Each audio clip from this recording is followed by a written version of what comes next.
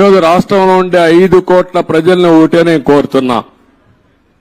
ఈరోజు ఏదైతే మాకు ఓట్లేశారు ఇది ఒక హిస్టారికల్ విక్టరీ.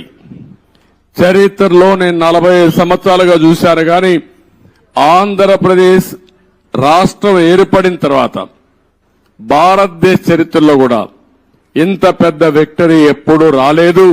ఒక్క మాటలో చెప్పాలంటే వన్ సైడెడ్ గా ఇలాంటి ముఖ్యమంత్రి పనికి రాడు, ఇతను అవసరం లేదని తీర్పిచ్చి బ్రహ్మాండంగా ప్రజలు ముందుకు వచ్చారు.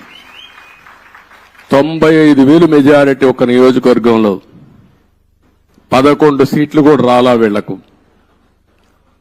అంటే దీన్ని బట్టి అర్థమవుతుంది ప్రజలు ఎంత వ్యతిరేకంగా ఉన్నారో. దుష్ట పరిపాలన అనడానికి దీనికంటే వేరే తార్కాణం అవసరం లేదు. కానీ మమ్మల్ని గెలిపించారు. అంతటితోనే రాష్ట్రంలో ఉండే ప్రజలు